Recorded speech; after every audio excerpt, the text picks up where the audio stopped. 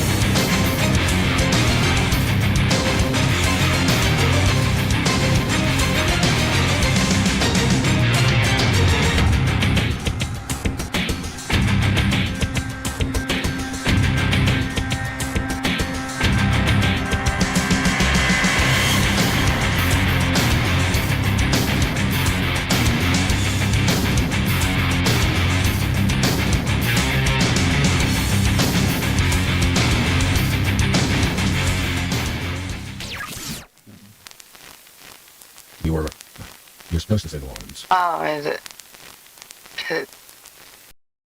that? I gotta say that? Yes. Public service announcement. Here's an opinion Fuck that bullshit. They are my opinions and my guests, no one else's. Remember, this show ain't for chitlins' ears, so listening discretion and viewing discretion is advised. This is a paranormal horror crime show, so the scenes and the sounds could be a little terrifying to those little ears and those little eyeballs. And of course, there's obviously cussing. I mean, it's me. Also, please don't do anything that these stupid ass people do in this video or this podcast. This is for entertainment purposes and for you guys to listen with your ears. Consume the knowledge. And now, time for the show.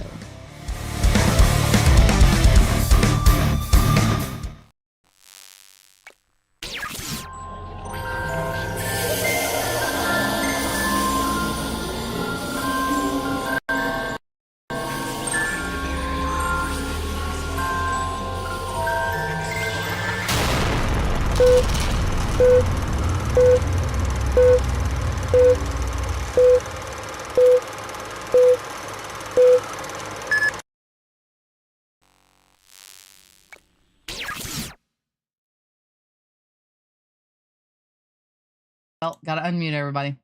What's up, everybody? It's Shauna with Exploring the Paranormal Spectrum, founder of G.E.E.K.S Paranormal, and I hope you guys are having a fantabulous day. I have an awesome guest with me. He's a paranormal investigator, has been in this for so many years, and got over 20 years now, isn't it?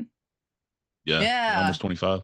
Oh my goodness. Yes. His name is Eric Freeman Sims. If you don't know who he is, well, you're about to find out.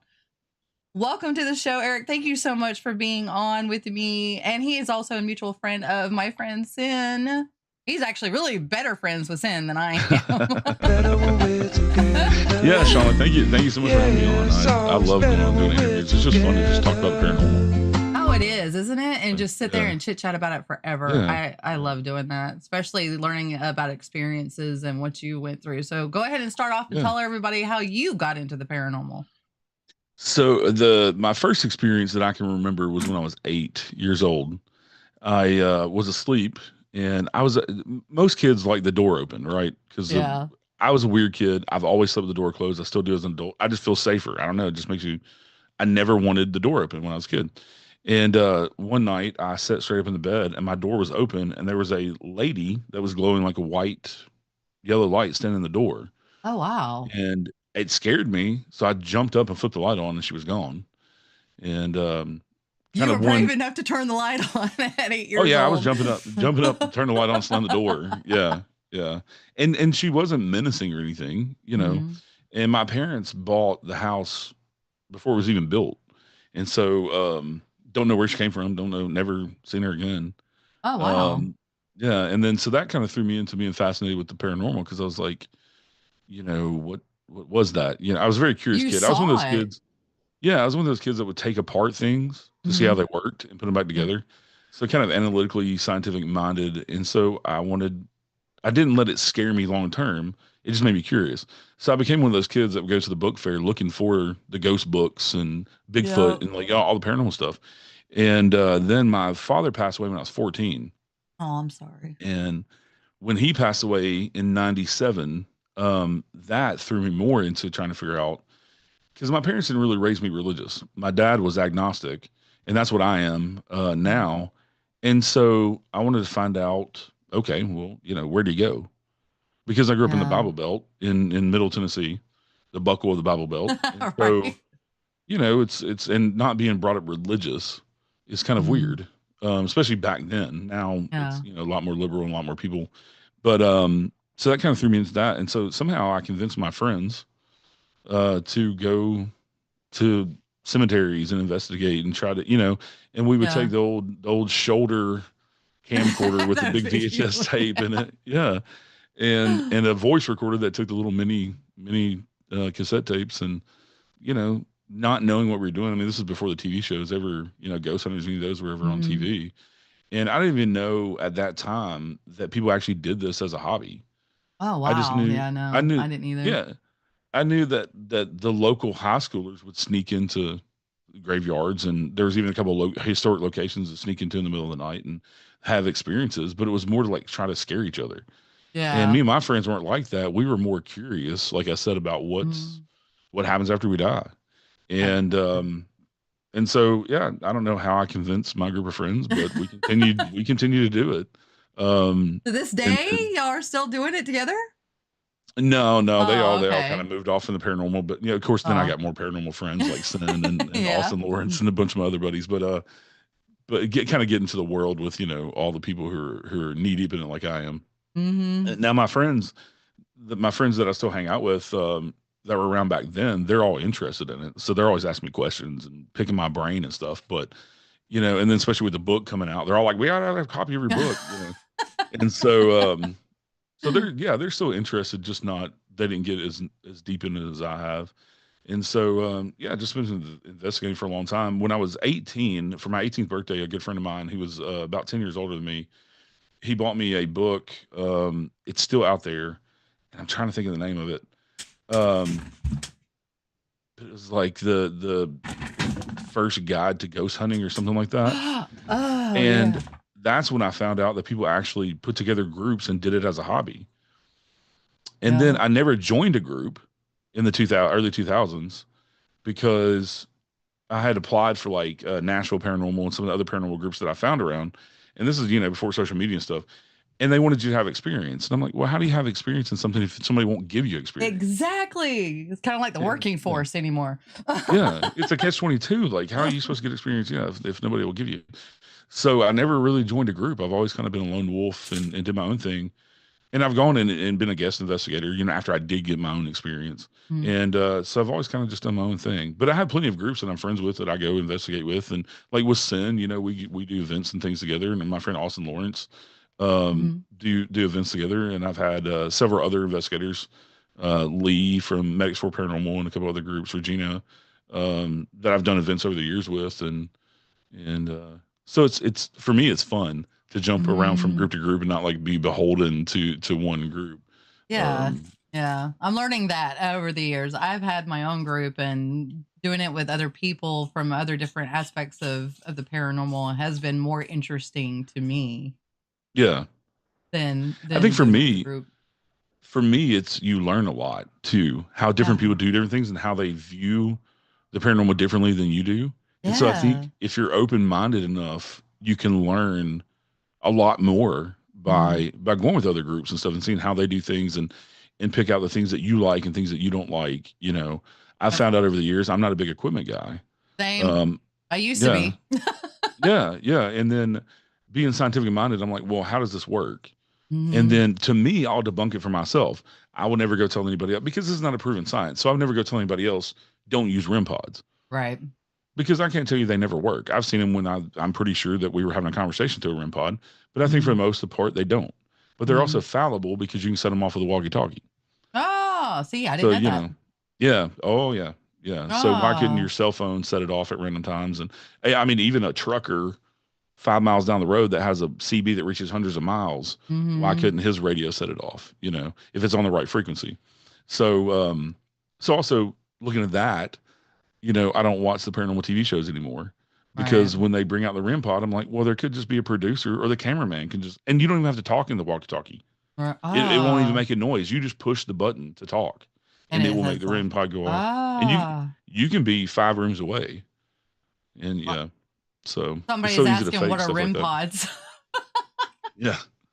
But with the antenna, you're supposed to have to get close to the antenna, to make it go off. But yeah, well, radio it's kind of like signals the everywhere, EMF reader too. I don't really trust that either because a lot of people will say, "Oh, I got this over there." Well, was there any kind of currents or anything over there? Did you check and see if there was anything going on? Any kind of house is going to set off an EMF reader. So if it's unshielded wiring, especially old wiring. I mean, I own a 200-year-old house, and most of the wiring's been replaced, but some of it's not. Some of it's still older, and you can go through with the EMF detector. And the EMF meters were brought into the field to rule out high EMF. Yeah. They were never brought into the field to detect ghosts or spirits in any way. Yeah. Now I have used them before, where in just the middle of a hallway, I've measured a bubble, of EMF where it's not attached to the floor or wall or the ceiling. Well, how does that happen? It's just Right? this floating ball of energy. It doesn't necessarily mean it's a spirit, but it's something anomalous, so it fits in the Yeah. paranormal category because it's outside the norm. I think that's one way that we get complacent too as investigators with the word paranormal, especially as ghost people. That's our forte. We Yep. forget that it encompasses all this other stuff. Yeah. We use it for ghost hunting and investigating, but it encompasses anything outside the norm that you can explain. Yeah. Just because it's paranormal doesn't mean it's a spirit or a ghost. Right. It's just something that we can't explain. Precisely. So, but so I've seen the REM pods work too. Like I said, where I've had what I thought was a conversation, but it's hard to prove stuff like that. So I kind of stay away from the equipment. I'm very much like an EVP video guy, and use various techniques to try to get responses that way. Somebody in chat said they think a lot of paranormal devices seem faulty. Yeah. Well, and also, I mean, even going back to like Ouija boards. Yeah. If you take the human element out of it, and if that planchette moves when nobody's touching it, then you got my attention. Yeah. Right. Precisely. But because even subconsciously, people don't even have to do things maliciously. Like there has to be no ill intent there for somebody to subconsciously move the planchette. Just micro movements in your hands and stuff. And after you're holding your hands up there for so long, they're going to kind of twitch and move. Yeah. And so yeah, I like the things that kind of take the human element out of it, and things that are repeatable. So try to be scientific. I do think there's a place for certain tools. I think spirit boxes work. I love spirit boxes. I've had clear conversations with intelligent answers. Yeah. So with the audio stuff, but like I said, I would never tell anybody else how to investigate or what equipment to use. No. I'll give you my opinion. Yeah, precisely. And I might argue with you that you shouldn't use it because it's fallible. Like phone apps. Somebody was asking me about phone apps the other day. Yeah. I was like, even in airplane mode, I'm a little iffy on those.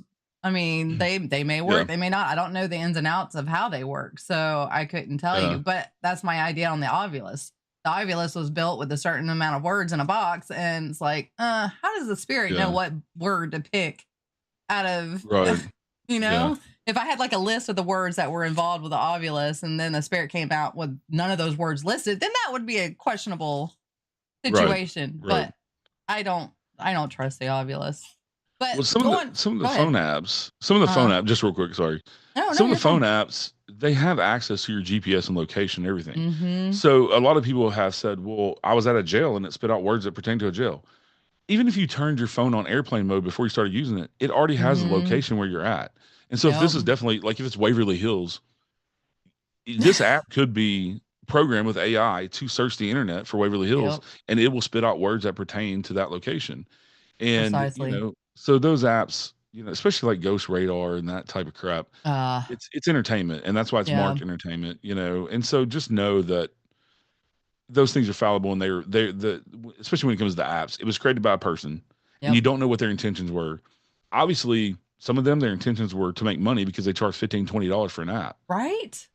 So if their intentions were not to make money, so they're going to do whatever they can to make sure that app works the way it's advertised, so that you recommend it to your friends to go buy this $15, $20 app. So just be leery of things like that.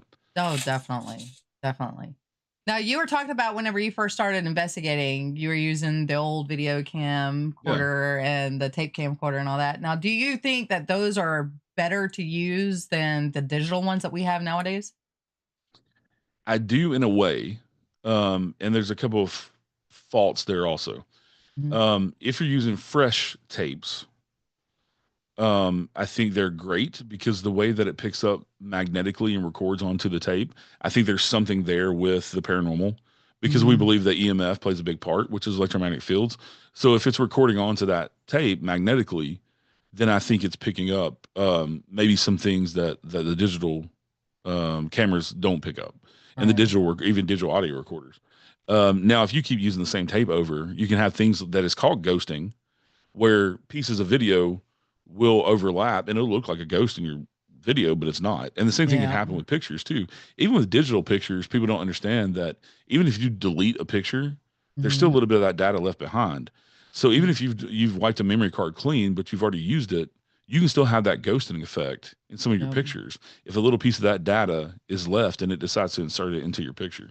So my biggest thing is to debunk. If I can debunk it Exactly. in any way, then I'm not going to put it out there as any kind of paranormal evidence. And most of the stuff, especially with the night house owning a haunted location, I put it out there and tell people, I don't know if this is a spirit. I don't know what this is. I'm just telling you, these are the conditions. Mm-hmm. And like we get a lot of sounds of what sounds like furniture moving on the cameras, and they'll set off the camera's sound sensor, but nothing's ever moved. Huh. So I can't explain it. I can't tell you it's a spirit because I'm not sitting there watching a spirit, make noise or move stuff. Right. But particularly on this one camera, we do have stuff move in another part of the house that I've caught on camera. But particularly in this one area, but I can't tell you that it's not some critter. I can tell you that we haven't found evidence of critters making noise like that. You know what I'm saying?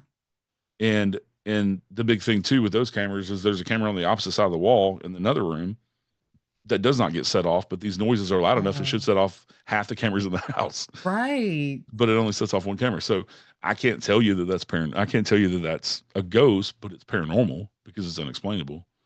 Oh, that is interesting. Oh my gosh. So you're talking about the night house. So let everybody know about the night house. So last April, me and my husband decided to buy a historic location. Mm-hmm. And we had in mind, of course, I'm an investigator, so we had in mind that if it had activity and we thought it was appropriate, that we would do paranormal investigations. That was not the intent. That was not the 100% the intent of buying a historic location. Me and him are both hugely into history. He couldn't care less about the paranormal. He does not just give a wanted shit it for about the paranormal. history of it. He's into the history. So to own a over 200-year-old house and to dig into the history, we're both into it, and to fix it up and renovate it and rehab it. And so we end up buying the oldest standing structure in Christian County, Kentucky, and in Hopkinsville. Wow. And it's one of the top 20 still standing oldest in Kentucky itself. So this house it was built between 1850 and 1820. It's a mansion. It's 5,600 square feet. It's 6 different levels. It is massive. And, wow. How would you be able to investigate that in one night? Okay. I call dibs on a weekend. yeah. And that's why we have overnight investigations, that people can rent the house out overnight to have the full run of the place. But yeah, we bought it and started renovating, and it's always been a residence. It's never been investigated, never been open to the public. And most of the city of Hopkinsville especially have been intrigued by this house because they've driven by it their entire lives and never been able to go into it, never knew the history. A little bit of the history is known, a little bit was known about it, but in that it's been there for so long, but so we've really dove into putting the history out there, and we do historical tours, and then we rent it out for paranormal as well. Oh, that is awesome. Now, how much do you charge for like an overnight investigation? So we have three different options. You can do 7 to midnight for $150. That's for up to 5 people. And then we have a half night, which is 7 p.m. to 3 a.m., which is $250. And then it's $400 for 8 p.m. to 8 a.m. Oh my God, that is a good price deal for it. Good job. Yeah, definitely. We also offer snacks and drinks and things like that. So we have a full kitchen that everybody gets to use, and we have beds that the teams can sleep in.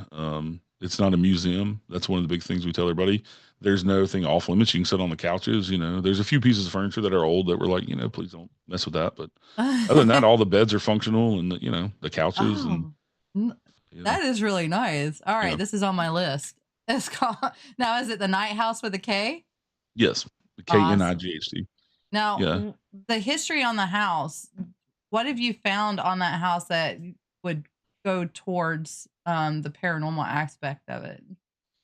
So don't know who built the house. The first owner that we pick up the house was built between 1850 and 1820. And the first owner we pick up is in 1844. And that's when this gentleman named J.P. Campbell sold it. And then it gets sold a few times. And then in 1860, J.B. and Eliza Knight buy the house. And they continued to live there with their family for 85 years. Wow. And 5 of their kids were born in the house. They had 2 sons that were young when they moved in the house. And the other 5 kids ended up having 7 kids total. They all lived to adulthood. The youngest to die was 17, 18, and she contracted tuberculosis. Oh, bless her. As far as we know, they didn't have any infants or anything die, which was odd back then. That is But odd. J.B. Knight was an attorney, and he was a real estate mogul. And from what we figured out, 1850, 1860s, he was worth $40 million in today's money. Wow. Yeah, the house originally set on 300 acres, and whenever they bought the house, before they bought the house, they only had I think 4 or 5 enslaved people, from looking at the census. When they bought the house, I think the enslaved people came with it, because they ended up jumping up in 1860 census to 16 enslaved people. But it was on 300 acres, and it was never a farm. They only farmed enough to feed themselves. Like I said, he was a real estate mogul, an attorney. They had plenty of money. And so, but we own 3 acres now, and there are some remnants of some of the original outbuildings, like carriage house and things like that. The summer kitchen is still standing. That's actually my office. Oh. And the previous owners have built a wing connecting the summer kitchen to the house. So the summer kitchen, for anybody that doesn't know, with the old houses, 17, 1800s, mansions like this, they would have had a separate kitchen outside, about at least probably 50 feet from the house. And in the summertime, they would cook in that kitchen so that they didn't heat the house up, because they didn't have air conditioning, and they would have to open doors and windows, and let breezes come through. For the South. Yeah. And also in the summer, it gets so dry, we have droughts and stuff, that if the summer kitchen caught on fire and burned down, you didn't have anybody living in there. You just had the enslaved people in there cooking. Yeah. So they could get out easily, because it's just a small building. Yeah. And so you wouldn't have any loss of life if it did burn down. It was very cheap and easy to build back, instead of burning the entire house down. Right. And in the wintertime, at the night house, in the basement, there's a giant hearth that you can climb into. It's massive, that they cooked out in the wintertime, and it helped heat the house. And so they would cook down there in the wintertime.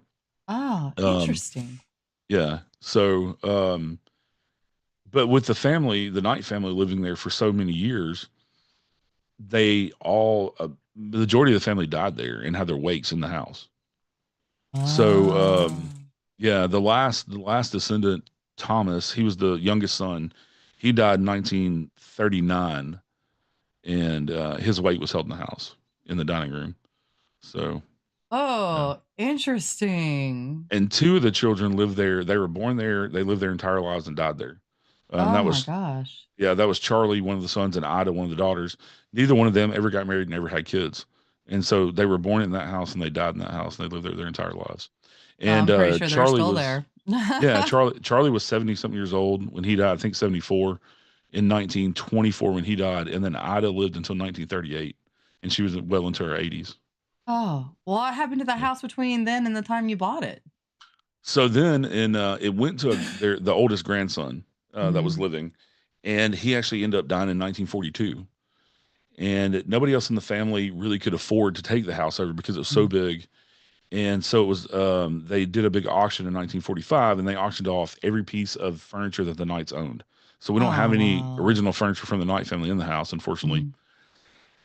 Excuse me. Another family, the Majors, bought the house. They did a lot of renovations to update it to modern electric, to the 1950s, 40s, 50s, electric and plumbing and things like that. They added a modern kitchen for the late 40s, and they only owned it for a few years. And in 1948, they sold it to W.E. Rogers and his wife Frances. Well, then the Rogers family continued to live there until 2014. So the Rogers family there for 65 years. Oh, damn. W.E. Rogers, the father, he died at a young age of a heart attack at 45 in the 60s. And his wife, they had 3 kids. Once her kids got grown, they moved out. Well, the wife, Frances, she ended up living there until she died in the early 2000s. Oh. And then their youngest son moved in there, and then he died in 2014. And his kids came in and sold, did a big estate sale and sold the house. Oh, wow. And when did you purchase it? Last April. So the people that we bought it from came in and basically saved the house. The Rogers son was from what I understand, was a very bad hoarder. And so there's only pathways to the house, and hadn't really done renovations on the house in a long time. All the landscaping was grown up. I mean, there was ivy, like digging the mortar out of the joints. It needed major repairs. And so the owner we bought it from said that when they bought it 10 years ago, he could have easily just torn it down. Oh, he was an engineer. It was his dream house. Oh, and he wanted a project house like that, him and his wife. So being an engineer, he actually fixed the foundation, and they did a lot of renovation on the house, and oh, yeah, brought it up to what it is today. And we've continued that since last April. We've done a lot since last April. oh, Um, kudos to you. Because those big mansion houses like that are so sad looking when they go into decay and people tear them down because there's so yeah, much history yeah, in those houses. yeah. It's well, good on you. Good on you for getting it. And is it like a lot of work to take care of? Where we've got it out now, not so much. It's expensive. I I can bet. tell you, to run the gas heat in there, it's costing us about $700 a month Oh because it's such a big house. gosh. Between the electric bill, because it has an electric fan to blow the heat out, and then the actual gas, between the two of them is about 650, 700 a month to heat that big giant Oh house. wow, that is Um, crazy. yeah, and then the electric bill runs $300-400 in the summer for the air conditioner. Ugh. So, Gosh, um, that's cheaper than what I'm running it. I guess there's something wrong with my electrical here or my AC unit because my house is not that but big. other than the utilities, I mean, it's not real expensive. We paid cash for the house. It had to be a cash sale at the time, Yeah. because the state the house was in, it couldn't be insured, and Oh, also yeah. didn't have a kitchen. And so if it doesn't have a kitchen, then a bank will not give you a mortgage on it. But we also stole the house for a low price, basically. So because That's they good. wanted it sold, yeah. They just Well, want to get rid of it. those owners, well, they had moved to California. Ah. Um, the gentleman, he had taken his dream job at Disney as an engineer at Disney in Oh, Anaheim, wow. California. So they moved to Nice. California. Yeah. And That they would be had a been dream living in job. California for almost 2 years, and we're coming back to take care of And the forth. house and Yeah. yeah, and paying the bills and paying somebody to Whew. mow the yard, that type of stuff. So it was Yeah. costing them money. So They had to get rid of it. yeah, Understandable yeah, enough. Well, yeah. going back to the paranormal aspect of things, how did your perspective on the paranormal have evolved since you first started investigating? I think especially when the TV shows came along, just being younger and being a lot more naive and Hmm. kind of believing what I saw on TV. Hmm. And then the more I investigated myself, the more I saw how much bullshit was on TV for Right. entertainment. Not everything is a And then, demon. well, in the beginning, it wasn't like that. It really wasn't like that. And No, it the wasn't. shows, a lot of the shows were actually pretty respectable. When Ghost Hunter started, they were pretty respectable Oh because yeah, they were. They would put out episodes where they didn't catch anything. Yep. They were trying to portray the paranormal the way it really is. Hmm. And I think being a lot more naive, but also not really know how to investigate and Hmm. kind of crafting my own style over the years and finding out what works and what doesn't, um, and things like that. And also I think intention when you go into a place is a big thing because I think they know your intentions when you go Yeah. in, whether you're a respectable person, you're coming in, respectful and all that stuff. And also learning that they were just people. They're just in a different form, I think is a Exactly. big thing. But a big part of what I've always done is the history. So I've always Hmm. kind of touted myself as a researcher because I like to dive into the history of place. Because for me, I know a lot of people like to go in blind, and I think that's Hmm. fine too. But I think that's fun sometimes as well because when you do get the names and stuff and you have no idea and it does all, Exactly. that's really cool. But I like to do a lot of deep dive in the history because I like to know why a place is haunted. And that's kind of what you Hmm. were asking about the night house. Well, Hmm. what makes it haunted? What not necessarily what makes it haunted, but who's there type of stuff. Yeah. Yeah. And the nights are definitely prevalent in the house. We had a team from 7 to midnight last night in the house, and I just gave them a brief history tour. Like they Hmm. didn't, I didn't want to take up their time because they're just there 7 to midnight, and I didn't really give them many names. And they came Hmm. back at the end of the night and they're like, "Who was John?" I'm like, "Oh, I didn't tell you that JB's name was actually John B. Knight." And they're like, "No, we don't remember that." So they got the name John, and then they got the name Ida, and I had not even mentioned Ida to them. And I said, "Oh yeah, she lived her entire life, 80 some years." And they're like, Oh, they were blown away because they got both those names. So that's when it's amazing because yeah, I do the history of it, but I do it after I go in blind, like you yeah, say, because I don't want my subconscious to be kind of going off saying, "Oh, I think I heard this," when in yeah, reality it's yeah. probably not anything I've heard. But yeah, that's a very interesting concept because I was going to ask you if you went in blind or. I did. Well, I've taken up the motto too that I learned. I wish I remembered who told me this. One of my mentors in the Mhm. paranormal. because I would definitely credit them. But my motto has become: we don't investigate a haunting; we investigate stories of a haunting. Because Mm, until you have evidence to prove it to yourself, it's just somebody else's stories. yeah. And so that's how I approach it. Of that, and I try not to be biased, even knowing the Mm, history and the stories. And I try to always keep that motto in mind that those aren't my stories. And not that I don't believe the people, because I yeah. wasn't there, I don't know. And Yeah. I'm never going to discredit somebody's experience because, like I said, I wasn't there. I don't know. Right. And because the same way, I don't want people to discredit my experiences because they weren't there, you know? Precisely. And so Exactly. I try to go in open minded as possible, and not even, and try not to go in with the intention of proving any of the claims either, Yeah. but to just say, we're going to go and investigate how we investigate, how I investigate, and we're going to get what we get. Yep. Now that my questions and things may steer towards the history and the people's Hmm. names, and maybe even the stories that I was told, to Yeah. see if we can get answers or recreate something or something like that. But it doesn't really influence my bias or anything, I don't think, at this point. I think That's getting good. older also changed that too, of not being naive and understanding, okay, well, we can Mhm. separate, I can kind of compartmentalize these things. And I think working for 20 years in the medical field, I think helped with that too, Um, of learning how to compartmentalize things.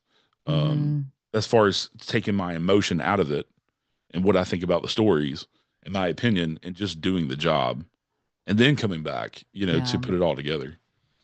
That's why I pretty much call people like you and me investigators and not actually ghost hunters. We're not Yeah. going in Yeah. just to, ghost hunt and then leave. We're Right. going there to get the story and investigate the story and investigate the situation of what's going on. So Right. I do think there's a big difference between ghost hunters and investigators. Yeah. And while ghost hunters called themselves ghost hunters, to me, they were more investigators than ghost hunters because they went in, they checked out the history of the house and everything, and then they debunked what they could possibly see, what was going on. Right. Right. So I do like that. But what is the most surprising thing you've learned about yourself through this kind of work?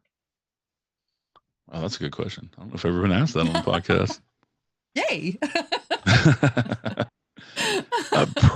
Probably that I'm way more of a people person than I ever realized to begin with.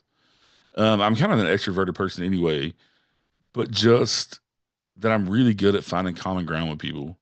And I Mhm. probably should have been a therapist when I went to the medical field, because people would just talk to me and they'll tell me Yeah. things that they, like, stories that scared the shit out of them that they might not tell somebody else, because they Right. feel comfortable with me and they know I'm not judging them. Oh, yeah.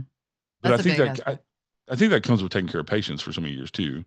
Yeah. Talking to people about confidential medical things and embarrassing medical things, and but yeah, probably that I'm not only am I a huge people person, but that I need that social interaction on a regular basis. Yes. That's why I Yes. hate this time of year, because I'm a hermit this time of year.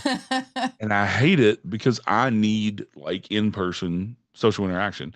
And this time of year is, like, I call it the hurry up and wait, because Yeah. nobody's really doing anything. There's nothing going on. None of my Mm-mm. friends are getting together and hanging out like we do in the summer, going to the Yeah. river and things like that.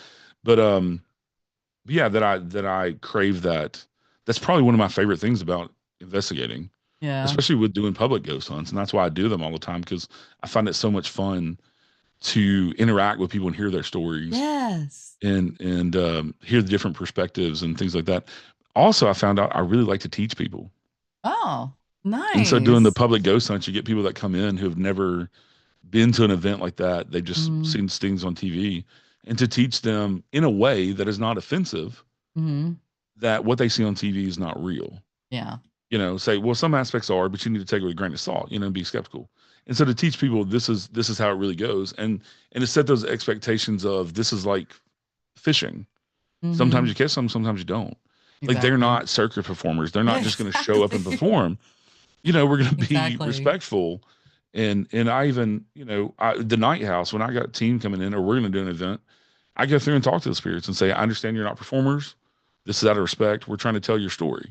Mm-hmm. We're trying to get people in the house to see your beautiful house and tell your story of your family, because their history was lost for a long time. Yeah. And so I think they're very receptive to that. Oh, Um, cool. I tell them good morning when we come in. I tell them good night when we leave. So, Oh, yeah, you also seem like you have a really big heart, and that's a big thing that has to go yeah, with all this too. I love doing conventions and meeting people, and yeah. I go to the Arkansas Paranormal Expo every year, and I always have somebody new coming to my table and telling me about their experience and what they've gone through, and it's so interesting to meet different people. And you do have the ones that come in and tell you a story, and you're like, yeah. My favorite thing is when they say, "I don't believe in ghosts, but here's my ghost story," or "I don't believe in Bigfoot, but here's my Bigfoot story." And I'm like, well, after that, well, how can you not believe in ghosts and Bigfoot or whatever happened? That's an incredible story. And you seem like a credible person. Like, that may sway me a bit, Exactly. Oh my gosh. Are those. They're like hilarious. my grandma died and I talked to her ghost for 20 minutes. But you don't believe in ghosts now, but you knew she was dead? Like, how's that not? Well, they come back with, well, maybe it was just my subconscious, or maybe it's just something I wanted. Then why are you telling me that it's a ghost story? Right. Maybe I was just dreaming, but you were fully awake. Like, yeah. Even if you are dreaming, it's the known. Well, it's not known, but it's a idea. The way they visit. Yeah, that's how they visit, and it's right. especially a relative. Yeah. Oh my gosh! So, have you gone to any conventions or anything to promote anything that you have? Oh yeah, I've done conventions for quite a few years now. Promoting the podcast for many years, the Unseen Paranormal Podcast, doing that. I used to do a lot of paranormal merchandise too. Before you had all these people selling crystals and paranormal swag and all that, just did that as a kind of a kicker so that people would have access to reasonably priced Bigfoot shirts and ghost shirts. Right. I'm kind of getting out of that now because there's so many people that do it. But yeah, I've done lots of festivals and conventions and things, and I've put on two of my own. In 2023, I did the Tennessee Haunts and Legends Expo in Nashville at the Nashville Fairgrounds. That we had over 80 vendors and a full day of speakers, and that was the second one I've done. I had promoted myself, and I've been doing various events for 20 years. When you work in EMS on the ambulance, you're gonna have more than one job because it really doesn't pay shit. So you do it for the love of the job and what you do. And it's gotten better now. But anyway, when I worked the 15 years in EMS, I mean, I started out making $9.50 an hour as an EMT on an ambulance. You are a raider. Legendary. Pause that. Sorry, somebody came in raided, and I got music playing. I can't hear you. I don't think it's long. Everybody, it's Shauna with Exploring the Paranormal Perspective. Tunes. Paranormal. What's up? I'm a variety streamer. I do a lot of different things. I love Oh yeah, it's on going to be on the Twitch side, so it's a long song. I'm sorry. It's all good. That's one thing with lives. Legendary. He says suffer punk. Thank you. So I'm so sorry. What were you saying? Yeah, about that. No, but working multiple jobs. So I've done events because I became a karaoke DJ because I'm a singer, and then I also DJ'd weddings for 20 years.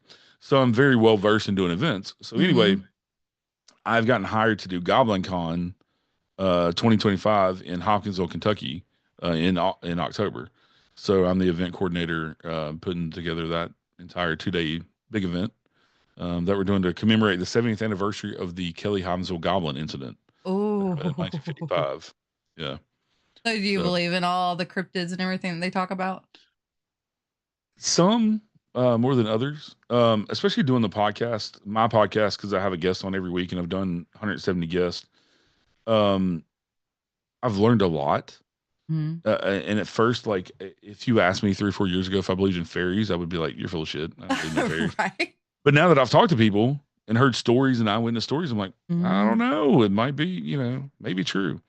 The Hopkinsville Goblin incident, I do believe in because I know Geraldine Sutton, who it happened to her family, and she wasn't born then when it happened because her dad was only like I think 18 when it happened in 1955. But she goes around and talks about it, and it's her family's legacy. And even the police thought they were pretty credible. I mean, even the sheriff could not poke holes in their story. So, interesting. Yeah, pretty interesting event. Anybody that doesn't know, it was about a family on a farm. They saw one of them saw a UFO land on part of their property. He came, and the family didn't believe him. they're like, you didn't got into the moonshine, you know, and this is right before dinner. They're like, you've been out there, you know, drinking some hooch. And he swore he didn't. And they actually got attacked by these little 3-foot tall, grayish, gunmetal gray, silver aliens with these big giant eyes and these big ears. And they're very lanky looking. And they actually shot for 5 hours. They shot through their house outside to keep these things out. Oh, wow. Yeah. And this is just a, this is a poor, this is a little poor family. I mean, this is not like these are rich people. So every window they shot out and every wall they shot through at these things, they have to fix themselves and they don't have the money for this. God. And the entire family saw this. So we're talking about, it wasn't just a family. They had 2 friends over as well. A young couple who had just started dating. And oh my gosh. Yeah, so there's, I think, 7 people that witnessed this, all the way from the age of 6 up to the grandmother who was in her 40s. Yeah, it's hard to deny something when you got that big of a group that seen it. Kind of like UFOs. Yeah, and they took 3 of them. The newspaper reporter separated 3 of them and had them describe to a sketch artist what they saw. And the crazy thing is, they all came back with similar looking beings. Oh, interesting. Yeah. And it was all from a UFO. Now I've seen UFOs, so I've seen 2 of them. I've never seen one land and I've never seen anything come out of one, but one of them I was 7 or 8 years old, scared the bejeebus crispy out of me, so I ran inside because it was nighttime. And then another one wasn't but like 5 or 6 years ago, like right down the road. And there's no way I could explain what it was, because you know how you see those lights in the sky that kind of tell you, hey, come here and look. Well, that's what I thought it was at first, but it stayed that one spot and then shot straight up. So I was like, well, I don't think that was what I thought it was at first. So I was trying to debunk it every way I can. A helicopter doesn't do that. An airplane doesn't do that. So what else could it have been? Yeah. But have you ever experienced a UFO? I have. About 10 years ago, me and my best friend were going across town here where we live, and we were on one of the back roads, and I was driving, and we're going, I mean, it's a small, like, residential neighborhood. So it's like the speed limit's like 25 miles an hour. So I was going pretty slow. And I went to turn onto this other road, and I thought that it was just the reflection of the street light going over the windshield as I turned, until he's like, stop, and pointed it out. And this flashlight sized light, bright in the sky, we watched it and it was slowly moving. And he's like, is that a UFO? And I was like, I don't know. And then it went, poof, it was gone. Faster than anything I've ever seen in my life. Oh my gosh. Yeah. Wow. And it lasted, I mean, we watched it for maybe 30 seconds before it took off. It kind of makes me wonder, what the hell are they looking for whenever they're just out and about doing that? Like, especially where I was at the first time when I was a little girl, we were out in the middle of nowhere because we lived in like a suburb of the town I loved. I'm from Dothan. And it was awesome because you can see the night sky there. Right. But it was just kind of flickering and sparkling, and then it just took off to the left. And that's when it scared me and I went inside. But this one, the one I saw a few years back, it was just amazing. And I've heard stories like you're talking about where it had like the pinpoint of light, you know, coming down shining. Like, what are they looking for? Have you ever saw the space station when it goes by? Yeah. The way it gleams like a bright star. That's what this looked like. And at first, that's what I told my, I was like, I think that's just the space station or satellite going by. But when it zoomed off, I mean, it was there, but we saw it retract. That's the only way I can describe it. You know what I'm saying? Like it happened over a split second, but the light went from really bright to dim and gone. So it's not like the light went out. Yeah. We saw this thing zoom off. Up. Oh my God. Yeah. That can be some scary stuff, because you never know what they're coming down for. It's like, stop. Right. Don't get me. We talked about it for, I don't know, probably an hour, trying to figure out, you know, if we mistaken identity or something. And this is one of my friends who's not into paranormal, and he was just like, I don't want to talk about it because it scared him. I do, because I want to figure out if it's something. Right? You want to figure out what it is. Like, what's happening? Yeah. Well, what got you started? Go ahead. That's the only time I've ever had a UFO UAP experience. But well, that was 10 years ago, so you never know. You might have another one. Yeah. Especially with it being announced worldwide now. Right. What inspired you to start the podcast, the Unseen Paranormal Podcast? I had produced a show for a friend in her podcast was called Best Fucking Friends, BFF podcast, and it had nothing to do with the paranormal. It was her and a good friend of hers, another female co-host, and me and her knew each other we went to school together, and we kind of reconnected. And she was doing this podcast and just started it, and I was listening to podcasts, but not in the podcast world. So anyway, she asked me to help produce the podcast because I have audio experience and things. Mm-hmm. So I kind of did that behind the scenes for a couple of years as her producer, and it grew kind of sizable on Apple, on iTunes charts and things, and they had some success. And then they decided to end it because their lives were kind of getting chaotic, and and she became an author. And the other co-host, her kids were kind of growing up, and she had started her own interior design business that was taking off. So anyway, they decided to stop the podcast, and I'm like, well, I have all this knowledge now, and I love listening to podcasts. I listen to, Jim Harold and all these big paranormal podcasts. Well, I want to talk to these people myself, right? And I want to talk to, para celebrities and, all these authors that I read their books or, and just to educate myself. Legendary. I'm so sorry. Keep that in mind. You want to just tell all those other ones. Thank you so much for the raid, guys. I appreciate it. If y'all have any questions for Eric, keep those in mind. He has a lot of knowledge. Legendary. Okay. So I wanted to talk to these people myself and be able to pick their brain. And like I said, I'm a people person, so I thought I can be interviewed. I just wanted to have a conversation. I had seen these other podcasts that were kind of structured with predetermined questions, and I don't want to do that. I just want to see where the conversation goes, and we'll stay on topic of the book or whatever. If we're talking about ghosts or Bigfoot or whatever, we'll try to stay on that topic, but we get in the weeds a little bit, whatever. And so I just kind of structured it that way, just to be kind of laid back. But I always do my research too. So I'll read their book or whatever, and I learned very quickly that if I'm going to ask a question, I should already know the answer. Yeah. Because I'm pretty much asking it for the audience. Yep. And so, and I'll come up with questions that I don't know on the fly or whatever. But for the most part, I've done my research really well. But yeah, just the one to talk, and then it kind of blew up into this bigger podcast that has a pretty good following, and out of nowhere. And I've just enjoyed doing it. Awesome. And all the knowledge that I've gotten along with it, to where my forte has always been ghost. Yeah. And diving into those rabbit holes of poltergeist and all the different ghost phenomenon and activity investigating, to now, I'm dangerous enough to talk a little bit about everything. So, I mean, from time slips to black-eyed kids to, all the different phenomena I've learned from all these authors and researchers and stuff. The time slips are scary. Yeah, that's one thing that fascinates me. I know a lady who had one, another investigator who had one, that was pretty interesting. I know two people that have had that happen to them, and they actually, there's not a place too far from me that they said one happened to them at. So I'm like, oh, wow. But I don't want to go there yet. I don't have right. I don't have the courage yet to go there because I don't want to get stuck. But yeah, it's an interesting concept of what they experience. Now, have you ever wanted to experience a time slip? No, I'm good in hearing the story. I'm good. Let's do that. It's the same thing with like Bigfoot and like Dogman and out in the woods. And I'd always tell my audience, they'll tell you, like, my motto is, when I talk to those people, this is why Eric does not camp. Because that little thin tent is not going to stop Bigfoot from dragging my ass out and killing me.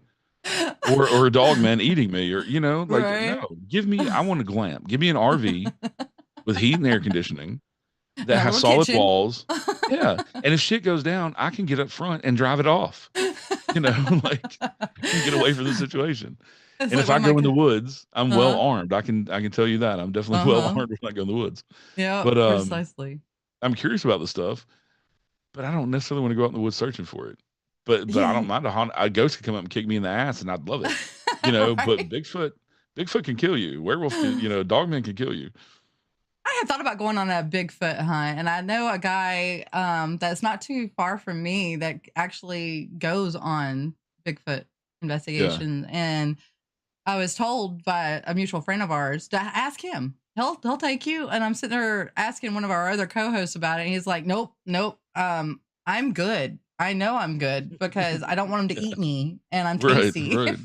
Yeah. And I'm like, but how interesting would it be to actually see something with your eyes like that, to be able to experience something like that? But I get where you're coming from. I don't want to be food either. Yeah. I'm just not going to attempt it. I'm just not going to. Yeah, I don't want to be the first one that they prove was eaten by a dog man, right? Or Bigfoot beat me up against a tree, like a horror movie, like, no. We found Eric dead in his sleeping bag where Bigfoot grabbed him and beat him up against a tree. Well, it was a bear attack. How do you know? Right. I don't see any claw marks. Yeah.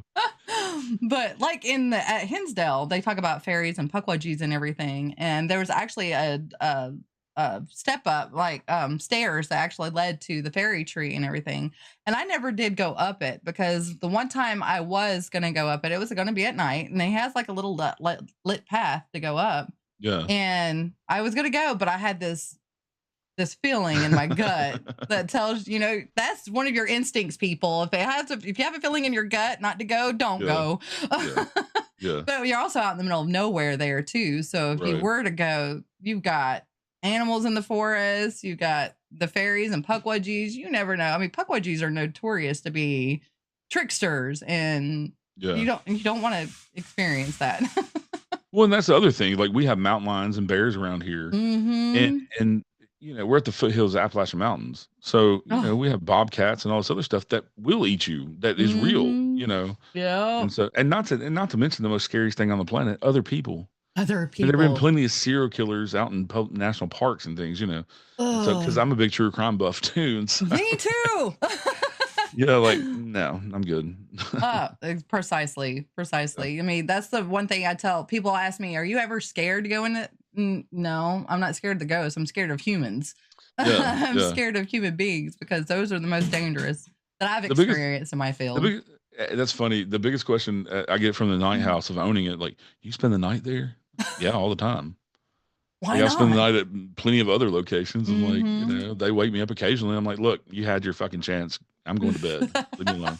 I tried to talk to you earlier. What are they going to do? They're not dragging me out of the bed or something. Like, they're just making noises, Yeah. And so I'm just like, leave me alone. But yeah, that's one of the biggest questions that people are like, you're not scared to sleep there? No. I'm there all the time. Yeah. Are you scared to go there by yourself?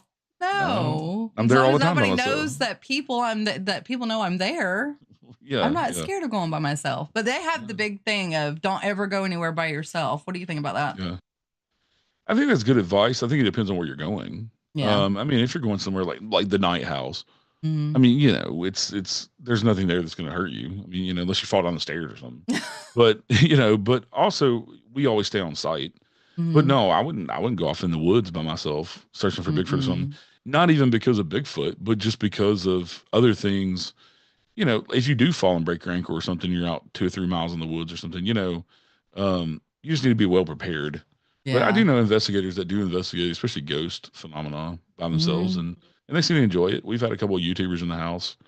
At the night house. What do you think about the YouTubers? I'm sorry. Go ahead and finish what you were saying, then we can go about that. No, just they investigate by themselves. They're investigating to the camera, so not. I guess it's by themselves or they're not. Yeah. I think they're fine. We welcome them in. I don't.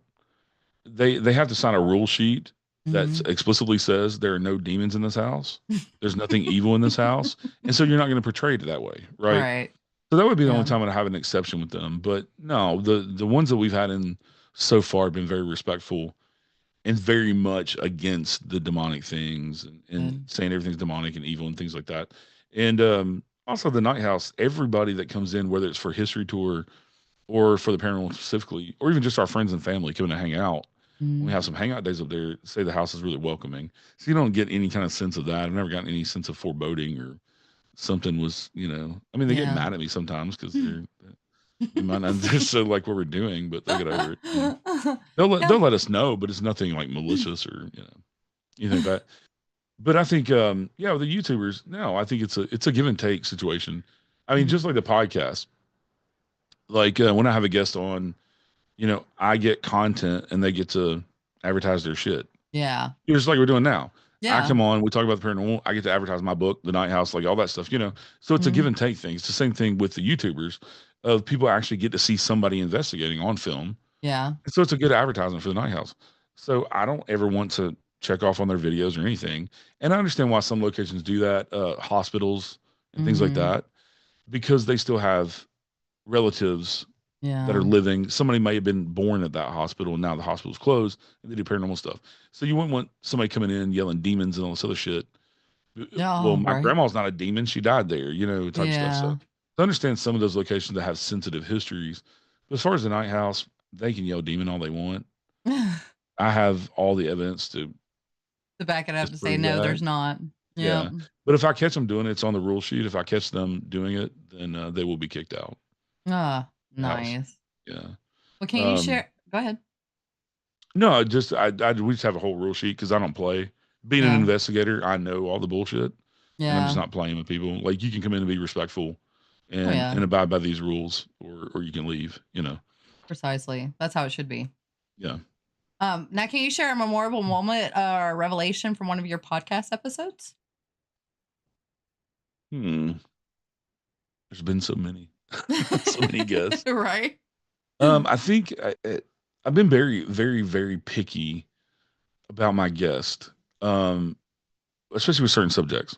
Demons being one of them, because I wanted somebody with the right approach, somebody with the right knowledge, and somebody that wasn't tinfoil hat, conspiracy theory, religious nut job that everything's demons type stuff. And so I had a demonologist, a real demonologist on who trained with the Catholic Church. His name is Rich Valdez. I've had him on my show too. He is awesome. He's amazing. He knows his shit when it comes to being a paranormal investigator and also being a demonologist. Yep. And he was just I learned so much about the difference between the two, but also why we don't see the demonic type of cases, because we get asked that all the time, right? I'm sure you've gotten asked that a million times. You ever come across a demon? And his answer was the best that I've ever heard, because he told me, he said, in my 25 years as a paranormal investigator, I've never come across demonic. And he said, because people take that to the church. They don't call paranormal investigators. And he said, so any paranormal investigator out there that comes out and said they've done exorcisms and stuff, he believes is full of shit. Yeah. Because he's like, people will go toward their religion, no matter if it's Christianity or Islam or whatever, they will go toward their religion for something they think is evil and demonic, or somebody that's possessed. So that's why we don't see it, see the cases. And also, you know, just talking to somebody like him who's entrenched in that world and has been for 10 years, because I think he's been a demonologist for 10 years and haven't been trained in the proper techniques and knows what they go through. Just have somebody like him as a breath of fresh air with all the demonic stuff going on. Yeah. With the clickbait and all that stuff. Because he is very well spoken. Yep. And very knowledgeable. And you know that he knows his stuff. And also he doesn't go around saying that the demonic happens all the time. Yeah. He's honest. The cases are few and far between, you know, and he'll tell you that it's not something that happens all the time. But also he'll tell you that, yes, he's a Christian and that's his view, but he doesn't shit on anybody else's views either. And he said he doesn't think it matters where you're coming from, as long as your intention, you know, is good. Yeah.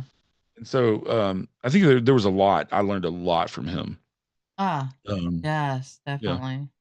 Yeah. Anytime I have anything suspicious like that, I'll go to, I have a priest friend that I go to. And I'm like, okay, I don't know what's going on at this place, but they're saying this, and this. Would you mind looking into it and see? Yeah, I don't mess with that stuff.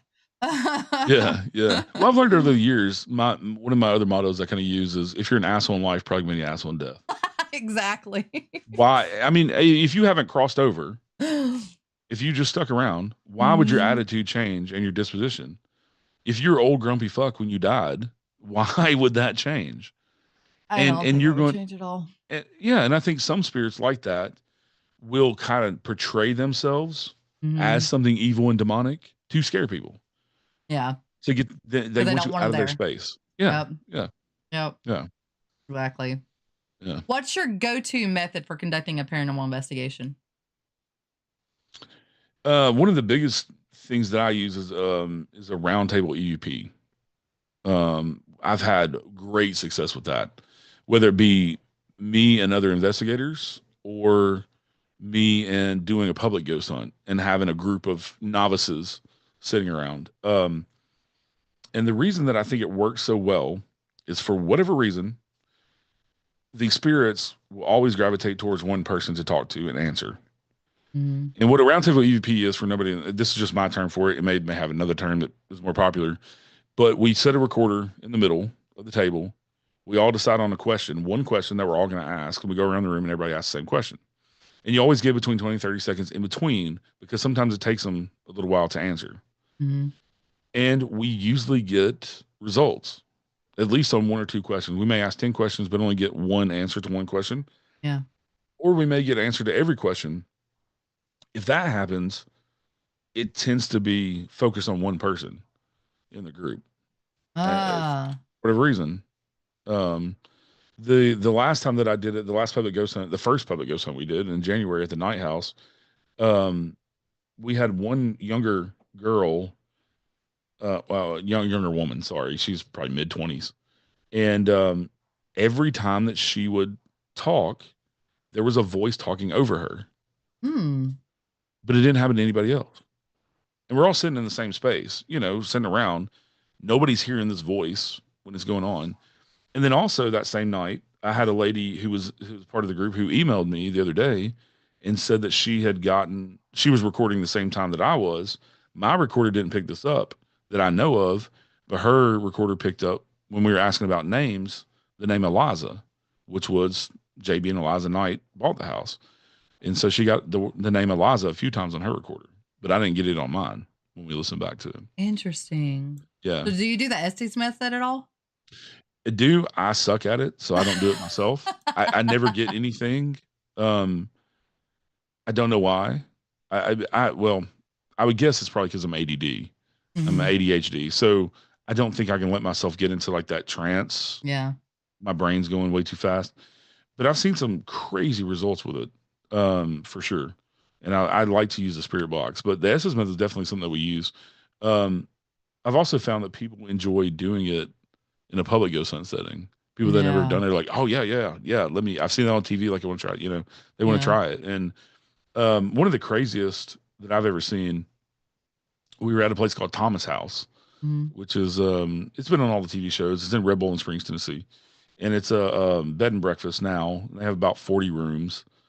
And, it was started as a healing mineral spring. What was that? My dog. Oh. It started out as a healing mineral spring back in the 1920s when it was built.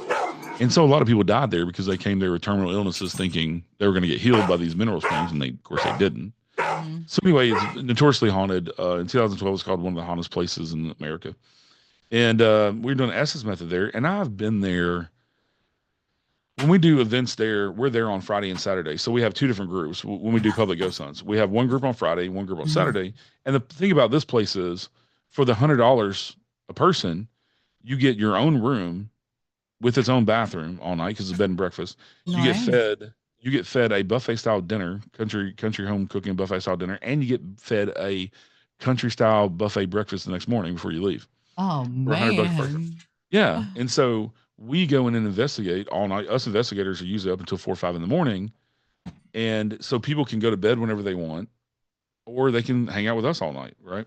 Nice. And we also let them go off on their own. Anyway, we were doing the Estes method, and I had been there probably 10 weekends at this point. And I probably stayed there 30 weekends in the past 5 years doing events. So we had a younger girl, she's probably 17, 18, that was there with her mom, and she wanted to do the Estes method. So she's doing the method, and she starts talking about a large stone under a tree with names carved in it. And this is what we get after asking questions, follow-up questions. I've never heard anything. They asked me, I'm like, I know the owners. I've heard the history. Like, I've done this 10 weekends. Like, I've taught the history so many times, I've never heard anything like that on the property. So the next morning we go and ask the owners, and they said, what? We're like, yeah. They're like, we haven't thought about that in 30 years because they've owned the place 30 years. Like when we first moved in, there was a giant oak tree Mm-hmm. out front that was probably, it had fallen in a storm, and they had it cut up, but the stump was still there. This oak tree is probably 400 or 500 years old. I mean, the Oh, trunk's probably wow. 12 foot across. You can climb down in it, Wow. in the hollow of this trunk. Yeah. They said at the base of that tree, because the driveway went right beside it, when they moved in, there was a big stone with the Cloyd brothers' names carved in it and dates, because they're the ones who built the hotel in 1929. Oh, wow. But over the years, as they put more gravel over the driveway, it had been covered up. And they've never told us about that. They said, we haven't even thought about that in years. Nobody's mentioned that, nothing. They're like, we remember it when we were teenagers and moved in, because their parents bought it and their parents were passed away. And so the two brothers live there and run it with their families. And they're like, where did that come from? Oh my gosh. And they live in this haunted place, so they experience stuff all the time. They're like, that's one of the craziest things that ever happened here.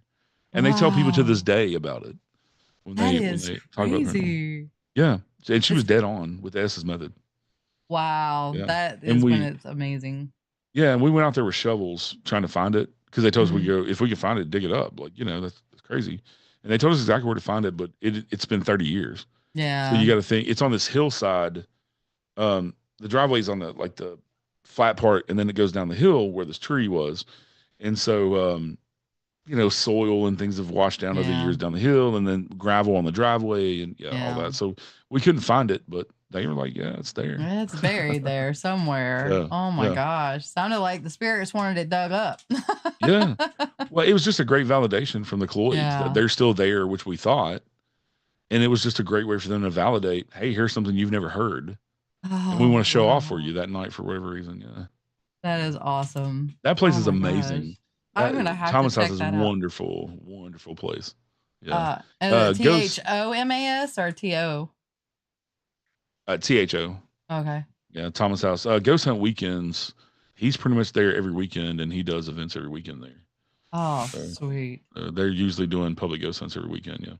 Well, how do you differentiate between the genuine paranormal activity and a natural phenomenon? I think it's a lot of debunking, like we were saying, and just trying to think outside the box and look at things in different ways, and not only relying on myself but fellow investigators, because we all have a different perspective. Mm-hmm. And what's wonderful in the past 5 years that I've seen with the podcast stuff is the big push of more women in the paranormal. Yeah. And on TV and things like that. That's awesome to me, because I think it takes all of us, because also women look at things differently than us guys do. Right. And also we all have different life experiences that make us better at different things. So to play on those different fortes and to be able to bounce something off of somebody else that looks at things differently than you, I think you can come up with better explanations to say, we're not coming up with crazy explanations that are way out of the way. But just simple explanations, just together when we put our heads together. Yeah. If it's not something that's completely obvious, but to have those different opinions of other experienced investigators to say, well, let's take a step back. It may have blew us away in the moment, whatever happened. Yeah. Well, let's take a step back and put our heads together to see, where did it happen? Mm-hmm. What kind of things could happen in the space? Was it in a kitchen and we saw fire, but there's no fire? Right. Like what's the different conditions and but yeah, I think going in the debunking and putting on that kind of hat, and not even necessarily doing it at the time because you're kind of in investigate mode, but taking the time later to kind of debrief each other and say, well, I've had a couple of days to think about it, or even ask my husband, who's not into the paranormal at all, and he'll be like, well, what about this? Because he grew up doing construction and stuff. Yeah. And a lot of times it might be pipes or critters in the walls or whatever that you didn't necessarily think of, or wind or something like that. So I think going back to having a healthy skepticism, I think is very good as an investigator. I also think that it makes you more credible as an investigator when people see that you are a skeptic as well. Yeah. That you're not just willing to buy into your own bullshit, I guess. Exactly. Exactly. Yeah. My husband's a skeptic too. He doesn't believe in any of that stuff. And I'll sit there and ask him, well, how do you explain this? And he's like, it was this, it was that. I told him, I said, the ghost could slap you and you would blame me and I'm still across the room. Well, I think Roger has my husband has become more of a believer since we bought the night house because he's had quite a few experiences. Oh, Yeah, good. yeah, yeah. His parents have too, and they're not big Oh, paranormal into the paranormal, but they've had a lot of experiences too. Yeah. my parents laughed at me when I first told them about it. And then they lived in this house for 2 years, and they're like, why do you do this? I was lucky. Show. I mean, come Yeah, on. I was lucky to grow up in a family where it was very much talked about. Um, because before I was born, they lived in a house that was haunted with an older lady who would come cover up the kids at night when it was cold. So like tuck them in, and she was like very caring. And they became very fond of her. And they rented that house that happened in before they bought this house. Because I inherited my parents' house when they both passed away. And so they bought this house new. But it's always just been an open, talked about thing in my family. And also my mom was very much an empath and kind of passed that down to me. So just kind of having those gut feelings and knowing things you shouldn't and reading people really well and things like that. So yeah, so I say that I've always been haunted my entire life because I've always had paranormal experiences, even outside of investigating. Even here in my own house, it's periodic. I have stuff happen. I'm like, where'd that come from? Like, Right. So kind of like a beacon in the dark, I like to say, as an empath, you kind of attract things in. Yeah, definitely. Now, are there any ethical considerations that paranormal investigators should keep in mind? Yeah, I think there are a lot. I think you should understand the time periods that we're dealing with and the types of things that went on during those time periods and be respectful of that. One of the biggest examples I use is back in the 1800s, 1800s, and even early 1900s, up until the 1950s, 60s, men and women did not sleep in the same bed. The only time they slept in the same bed is when they created children. And so when you go into what was the lady of the house's bedroom,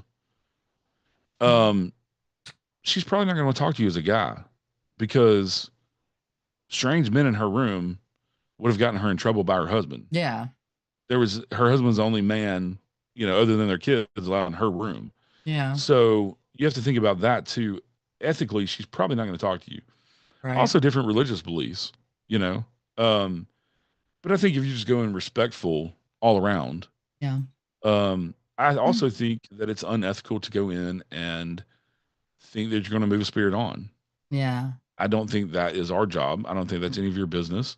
I think that's up to them. Now, if you want to give them the option because they're bugging a family or whatever, or bring in a medium, a proven medium who will give them the option, I don't think we should ever try to force them out because that probably was their house one time too. Yeah. It's up to them to go. And from what I have gleaned over my years is that some of them are probably dealing with some shit they need to deal with before they move on. Yeah. And they need to go through that process. And who are we to come and say, well, they're stuck. Well, how do you know they're stuck? Because I've heard a lot of people say that, like, you don't need to be exploiting them. Well, I don't feel like the night house I'm exploiting them. I feel like they enjoy it. They have interaction. They get to talk to people. And it's about, and our whole approach is it's about telling their history and finding out more about their history through talking with the actual people who lived it. Exactly. And so I think the ethics are there. I just think with just going in respectful and understanding that they were living once too. That you're not just talking to something that's stupid or is not intelligent or, I mean, there are, we do have the non-intelligent hauntings where things will happen.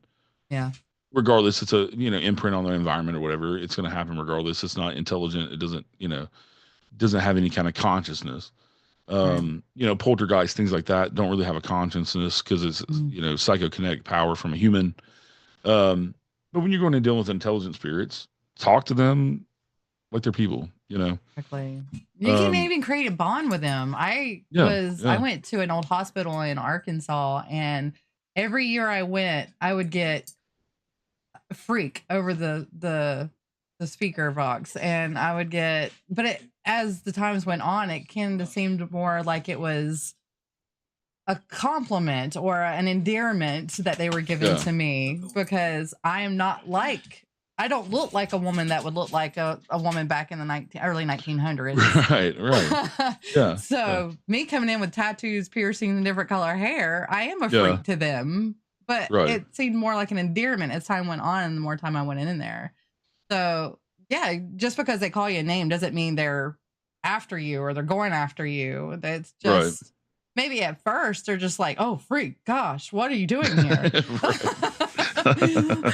But if you actually sit down and talk with them and you communicate with them and they talk to you back, it's a whole different experience, and it's such a wonderful experience to actually have something like that happen. So I get exactly where you're coming from on that. Some other ethical concerns that I would have is when you get newer teams, inexperienced people who want to go in and they accept private investigations of people's homes. I don't like that.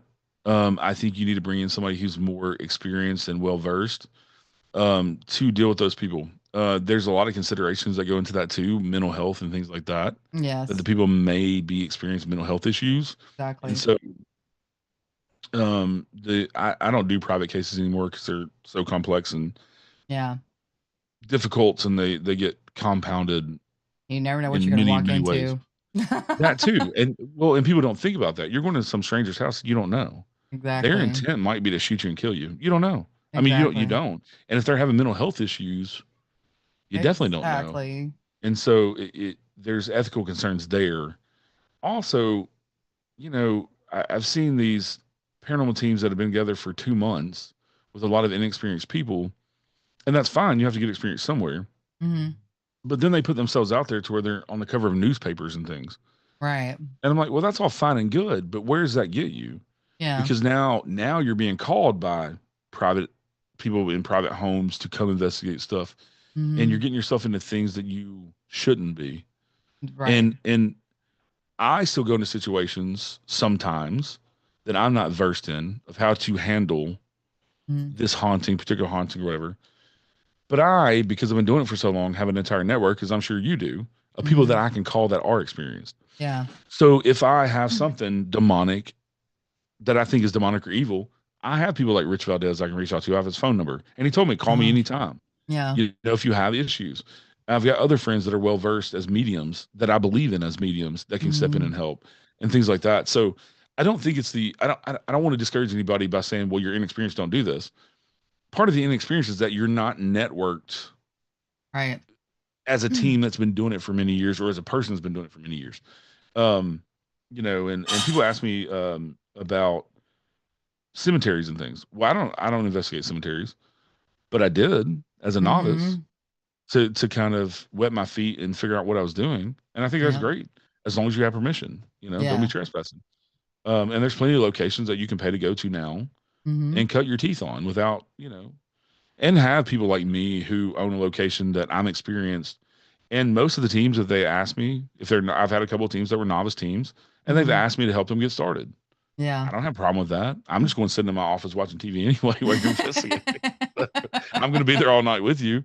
I'll go for the first couple of hours and kind of help get you started until everybody gets comfortable, and maybe teach you a few things, answer some questions. And, and I like I said, I like teaching people too. But I think there's some ethical concerns there in the paranormal where people are just jumping into things too quickly. Yeah. Once you get a few years under your belt and stuff, and you're interested in doing private investigations, there's definitely a need for that. Yes. But just understand what you're getting into and try to have a good network of people that you can call when you need help. Yeah. And don't believe everything is paranormal. Debunk first. Yeah. Debunk first. And then if it's something that's happening, by all means. Yeah. If you have the experience, do what you need to do. But if you don't have the experience, make sure you call somebody that does, because you could make things so much worse. Yeah. Yeah. And if these people have kids that are being affected and things like that, it could definitely get worse for them. Yeah. Exactly. Now, in your experience, what makes a location more likely to be haunted? That's a good question. I don't know if anything makes it more likely to be haunted. I get asked the question about the night house from people who don't know, and they want to know, well, what makes it haunted? And they're looking for some big massacre or tragedy, or I think the people that live there love to be there and love the home. And so I think they come back and visit. I think they come back and hang out in the afterlife because, like the Knights, their family was there for 85 years. Yeah.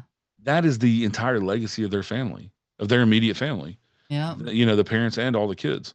So this was a showpiece home for them as well. They took a lot of pride in it and put a lot of work into it. I mean, we have evidence of them doing lots of renovations and things, and so why wouldn't they want to come back?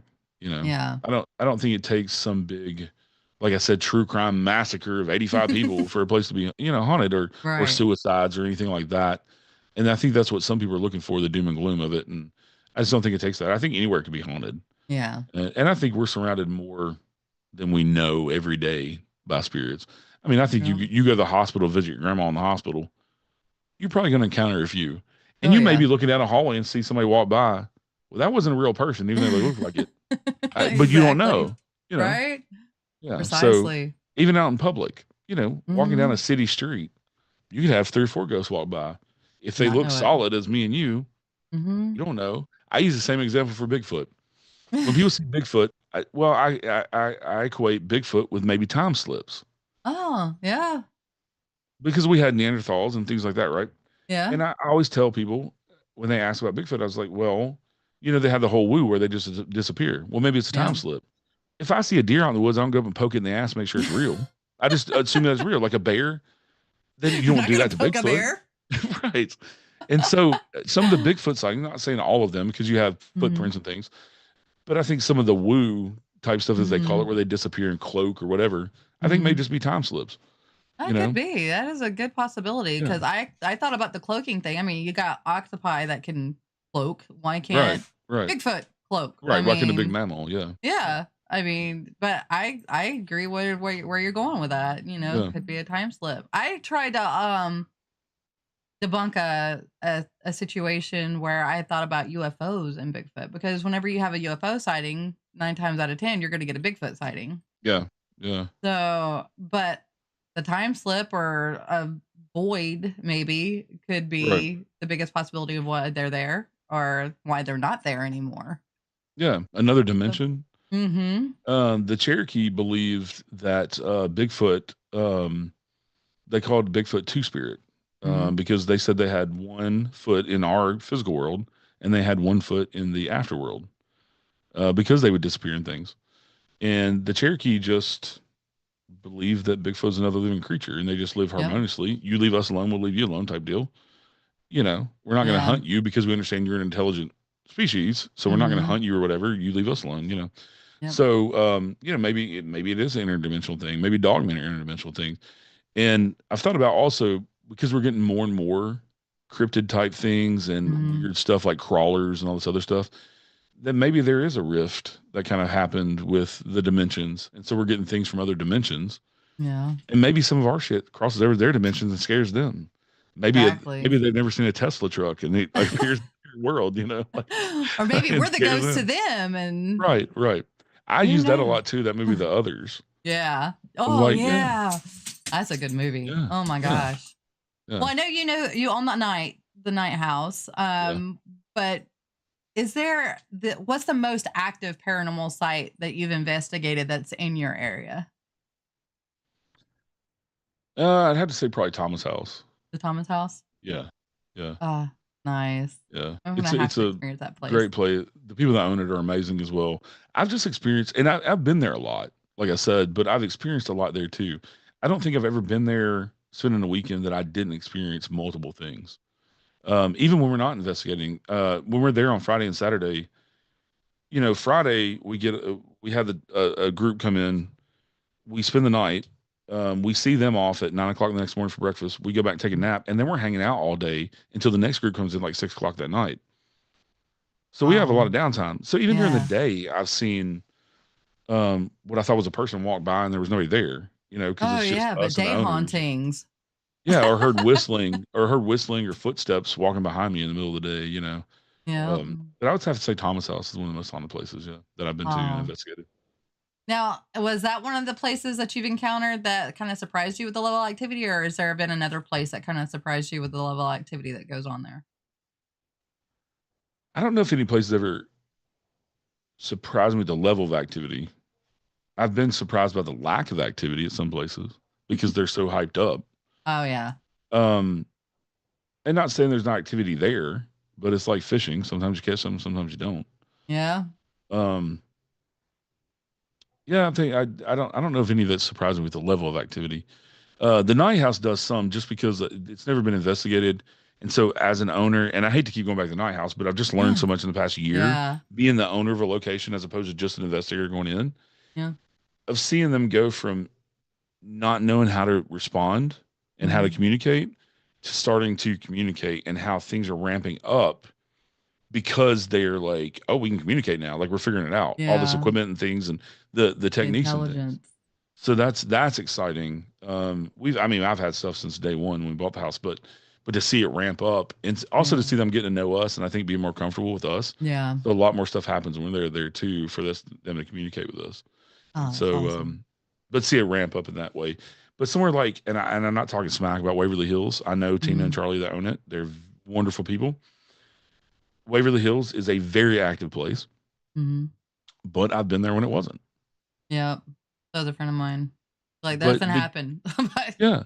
But you expect it because all the hype on TV. Yep. And when you watch TV, they get all these voices and all these things happen. Yeah, but they were there for 7 days in a row filming to get a 45-minute TV show. You know, they were there for at least 3 or 4 nights, 3 or 4 days filming to get a 45-minute TV show. You're there for 8 hours. Yeah. You know? And Don't so expect them to jump hoops for you. yeah. And maybe they showed out the night before. Yeah. They They're don't like, have I'm energy tired. I'm not doing it tonight. Yeah. Well, in your opinion, what's the most overrated piece of evidence often cited by ghost hunters? REM pods. REM pods. Yeah. They are. I mean, they are. They also, are? the flashlight trick. Oh, I hate that. I don't believe it works. I think it is expansion and contraction as the heats up. You know, it'll cut on and off randomly. I just don't. I've never seen anything that would tell me it's exactly communicating. But now, I think if you get an old metal flashlight out there that's got the switch that pushes back and it turns on. Oh, that's a different story. Maybe. Yeah, that's going back to like I was talking about the Ouija board. You take the human element out of it. Yeah, if that thing, if it's got a push button and you hear it click on, that's a different story. Yeah. That is a very big different story. Yeah, but I think REM pods and I think the flashlight trick are the most overrated. I understand why they use them on TV because it's visual, and a lot of what we do is not visual. Yeah. And so flashy lights that catch people's attention and keeps them interested, type of shit. So, yeah, but those two definitely overrated. I never use I use a REM pod, but I never do the flashlight. It's just not my thing. I don't think I've ever done the flashlight. If people, I'm not trying to talk anybody out of doing anything. If somebody has done it and they've gotten good results with it and had answers and that type of stuff, let's use it. But it's just not my thing. Well, I know for an hour and a half we've talked about your paranormal experiences and not your book. So, what inspired you to write Small Town Haunts and Legends? Hearing all the stories, I think a big part of what we do is storytelling. And I don't think there's a lot of emphasis on that. It's the passing down of ghost stories, which is a huge tradition in our country. Because when a lot of the ancestors come over, that's all they had from their home countries, right? Was their stories of folklore, fairies, and things like that from Ireland and Scotland and all these other stories from around the world. And also with the Native Americans and the indigenous people, most of their history is stories. Yep. And handing down the stories. Until the Cherokee came along and did the written language to write down their history, really no other tribes ever done that except for like pictographs and things. So the United States just has this rich history of storytelling. And also, ghost stories tend to be very localized sometimes. To where unless you're from that area, you've never heard of it, right? You live in Oklahoma. I'm sure there's plenty of places around there I've never heard of or heard the ghost stories. I still haven't heard all of them.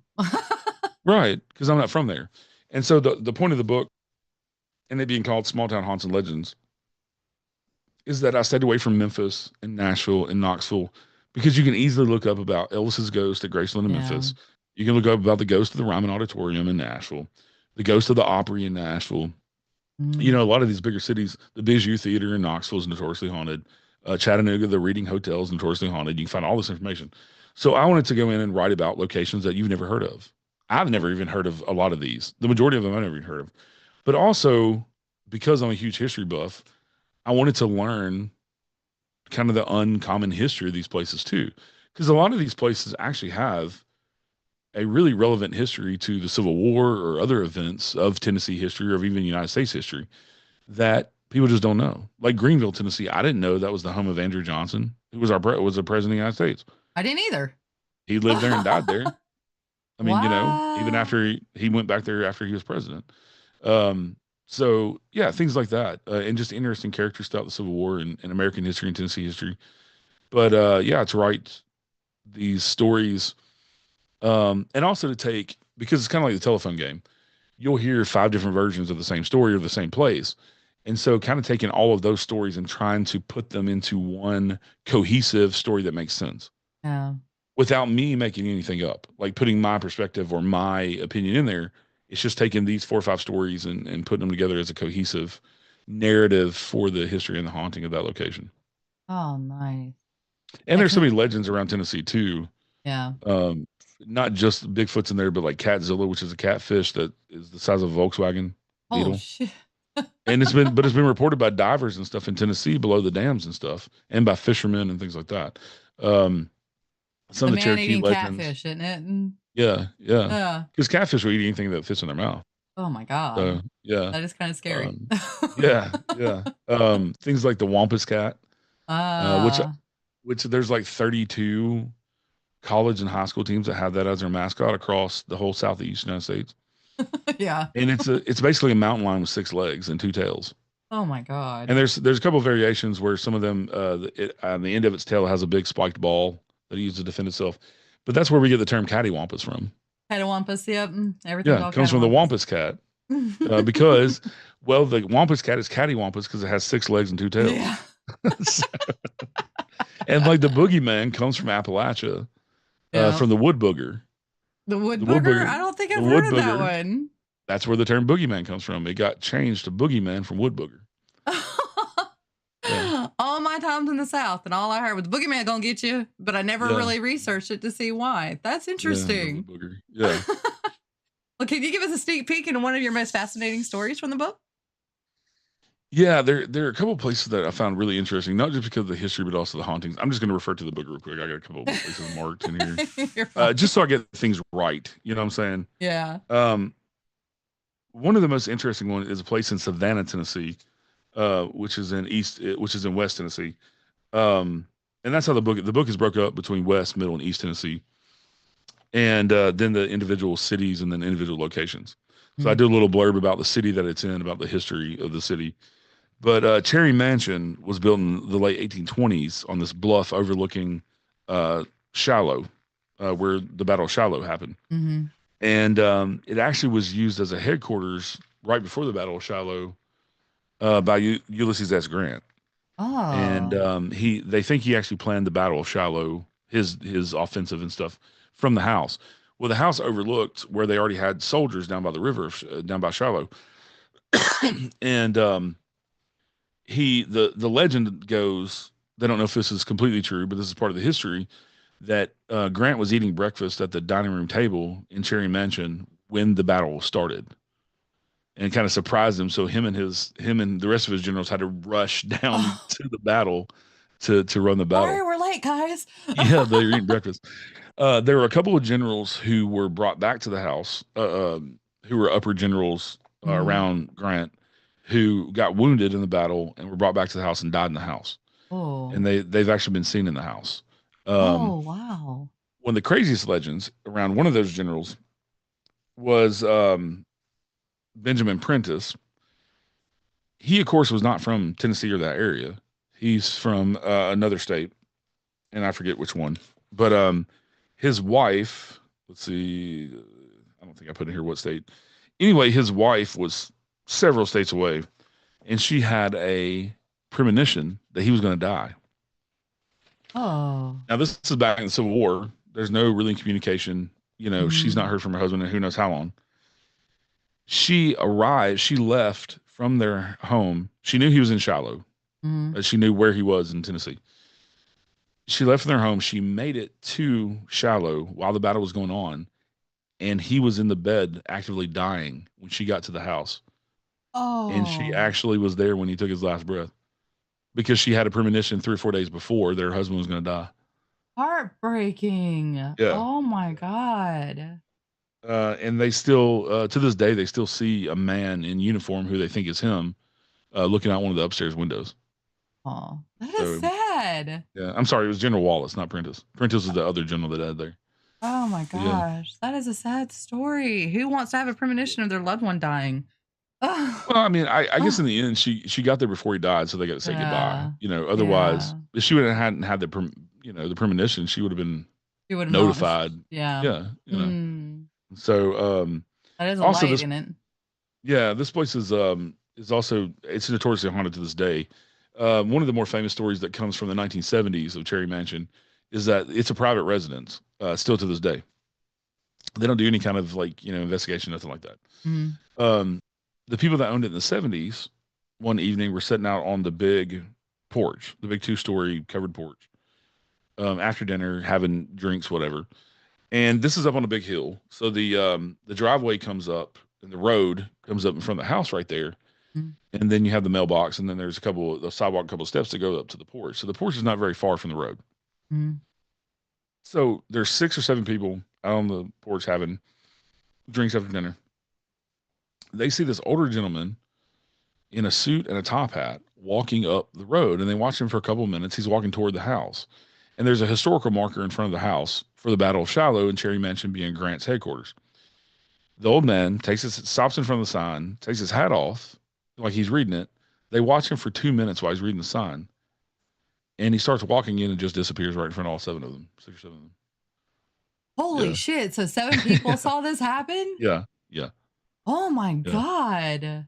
Yeah. Ah, what to be a person there with a camera. Yeah. Yeah. And that's one of the most fascinating places I'd never heard of until I started doing research for the book and hearing stories and finding stories. Yeah. Well, how did writing this book change your perspective on local legends and their origins? I think learning that there's so much more out there than the paranormal world is bigger than we think it is. And that there's a lot more places that don't advertise hauntings and things, whether they be even modern day places. I mean, I got a couple things in here that aren't even old houses or anything that really have any history that are haunted. And but how much bigger it is than us, and we just don't realize it sometimes. We kind of get caught up in our own little bubble, in our own little world, and but that you can go anywhere and find ghost stories. And so the fact that there's so many people that don't believe in some sort of spirits or afterlife just blows me away. I know, because there's so much out there to find. And I have a lot of eyewitness stories in here that came, from the people that it happened to. So these are not just, some of these are not just, a lot of them are not just stories handed down. Yeah. But also, the actual people stories that experienced them. And also how much the history backs a lot of these stories up. Oh. I got another story in here. This is a history story more so than actually haunting. There's a place in West Tennessee called Magnolia Manor. And it's actually kind of like in a small downtown area. During the Civil War, it was, whenever that area was occupied, they had some generals that stayed in the house because it was one of the nicer houses downtown. And that area, that they didn't really see any battle or anything. The army was just passing through, and they were Union generals. And the Union was against slavery and was more pro women rights and things like that. Well, the man of the house was gone on a business trip when the generals were there, so it was just the lady of the house and the servants. Well, she was eating dinner with the generals at their dining room table, and the generals got in kind of an argument about women's rights. Well, one of the generals did not agree with all the women's rights, and he offended the lady of the house. It really pissed her off. Well, another general saw that he had pissed off the lady of the house, and he told the one general, "You need to apologize or you need to leave the table." And he refused to apologize for his view on women and how they should be barefoot in the kitchen pregnant type of beliefs. He's kind of a bigot. And he wouldn't refuse to apologize. And so he stormed off from the kitchen table and was stomping up the stairs. And when he did, he pulled out his saber that the generals used to carry and hacked a big chunk out of the baluster, out of the handrail Rude. of this is really nice house, right? With really nice hand carved wood. Yeah. And to this day, that chunk is still missing out of the handrail. And every once in a while, they will hear on the stairs a big loud thwack, like a sword hitting the baluster. So he is still there, pissed off. Pissed off, yeah. But I find that interesting that the history backs up what they hear. Yeah. Because the staircase is in like a foyer, you know, when you come in the front door. And so they can tell it's coming from that room. Oh. But they say it doesn't sound like a bang or anything. It sounds like what a sword would sound like hitting a piece of wood. Wow. Yeah. That is interesting. And many of the owners throughout the years have heard it and described it the same way. And the history. Gosh, just having history back it up is amazing. Yeah. Yeah. Are there any stories that didn't make it into the book? A lot of stories that didn't make it into the book. A lot because there wasn't enough there to really do a cohesive story. And there may have just been whispers of like hauntings, but there wasn't really an interesting enough history because a lot of the stories, I don't want to say a lot. Some of the stories in here are a good like couple pages of history, but only a couple paragraphs of paranormal, right? Because I found the history interesting enough to put it in the book, but the place is also haunted. Yeah. But then there's also the opposite. There's also the opposite where there's a paragraph of history and then 5 pages of hauntings. Wow. Stories. So I try to do a wide range of that. Also, I akin this to like a coffee table book or an old bathroom book before we had cell phones, right? Everybody had bathroom books or magazines. Because you can sit down and you can read in 5 minutes, you can read 3 or 4 stories that are shorter, or you can sit down for an hour and read a bunch of the longer stories, you know. If you have a Kindle, you can read it on that too, guys. Yeah. Right now it's free on Kindle Unlimited. So I have that. yeah, so it's free.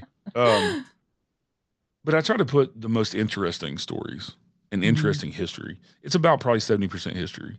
So I wanted to teach people about some of the uncommon, lesser known history of Tennessee.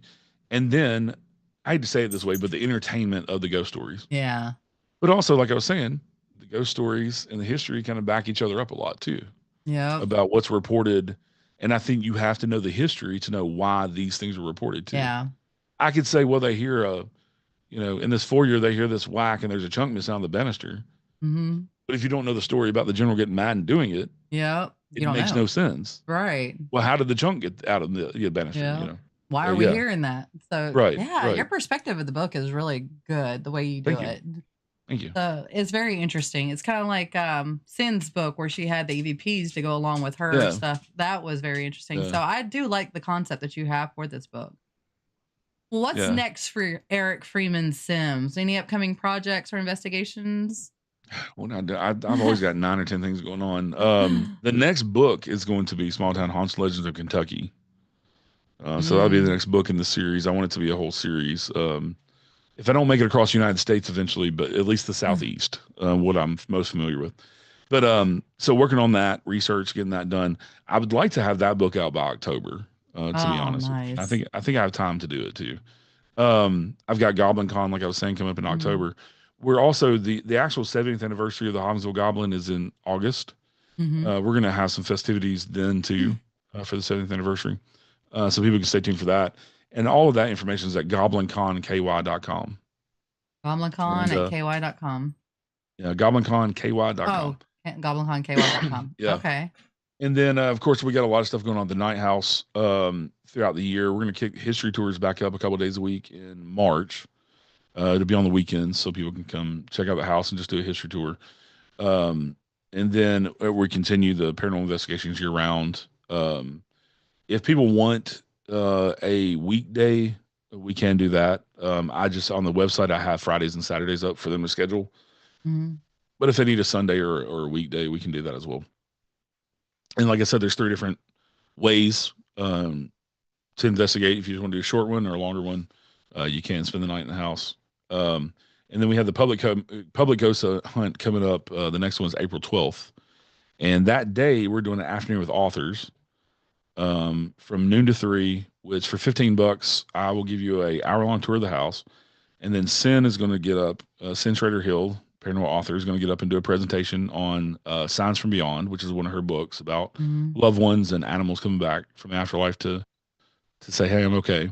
And then she's going to be there to sell and sign her books. And then we have Pat Fitzhugh, who's another paranormal author. Oh, I love If you're not Pat familiar with Fitzhugh. him, Such a sweetheart. I do too. I've known him for years now. He's an awesome guy. He is basically the Bell Witch legend expert. He's been researching and writing about the Bell Witch legend for 40 years now. He has 4 books out. He's working on a 5th book. And he's going to give a presentation on the Bell Witch legend and the hauntings of the Bell Witch Cave and all that stuff. Oh, y'all don't want to miss that. No, he gives a great presentation. He does. And he can answer any question you have about it. And he's going to be there selling his books and signing them as well. And that's from noon until 3. And then we're going to do the public ghost hunt. Doors are open at 6, and then we'll start the ghost hunt at 7 and go until 11. So the ghost hunt is $25. The afternoon with authors is $15. So if people are going to come to Hopkinsville for the low price of $40, you can have an entire day of entertainment. Nice. And, we're taking that break between 3 and 6, so everybody can go grab dinner and then come back for the ghost hunt. Well, where can they go to get tickets? They can go to The Night House with a K, KNIGHT, thenightHouseKY.com. Man. And they can find the Night House on Facebook as well, or they can find my page, which I post all that stuff up there too. But yeah, the tickets are actually on the website to buy right now. So exciting. Oh my gosh. Yeah. I would love to go. I have to look into that. There's a lot planned for the Night House this year. We have some TV shows coming to film and things like that. So I can't say any more than that, but some exciting stuff. So dang it. Yeah. And then I'll Christmas, have to get back with you on that one. Yeah. Next Christmas, we're looking at doing some Christmas lantern tours with the house all decorated up and all that stuff. And we're going to do some Halloween lantern tours as well. Tell some ghost stories and do some awesome holiday stuff. Yeah, the Night House, we want to make it affordable for people because there's so many locations that aren't, and we make it affordable and accessible to as many people as possible. So none of our public ghost hunts will ever be more than $25 a person. And we try to keep everything as low as we can. So nice. Yeah. Now, if you could investigate anywhere in the world, where would it be? Top of my list would be the White House. Oh, right. Yeah. The second one would probably be the Tower of London. Yeah. Because I mean, that's beheadings and all this crazy stuff happened there in that castle. And yeah. Oh my God. Imagine being able to get the privilege to do that. Holy shit. That would be amazing. Well, what message would you like to leave with our listeners about the world of paranormal investigation? I think the biggest thing, like we've been talking about the whole time, is just be skeptical more than you are to jump to conclusions that everything is paranormal. And do your research. If you get a anomaly in a picture, go ask a photographer. Because there's a lot of things that can be explained in photography, especially with digital cameras, with light leaks and things like that are motion blurred, lens flares, things like that. Do your homework. Quick example of that is Apple iPhones, the way the lenses are made, they're notorious for green orbs. And I've seen so many people post those pictures like, I got an orb. No, it's the way the light comes into the lens. They're notorious for them. You can look that up on Google. Yeah. Green lens flare on Apple iPhones. They know it's a thing. It's the way the light bounces around the lens. So just do your research and just be skeptical always, especially of other people's stuff. But also at the same time, don't ever discount somebody else's experiences because you weren't there and you don't know. No.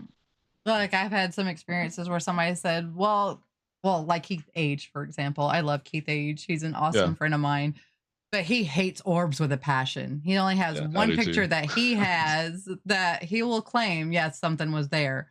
But that's me. I don't believe in all orbs. I do believe that there could be, if something like you're asking a question and there's dust around you, but there's no dust and an orb is in a picture, then that's a possibility that somebody was there answering your question.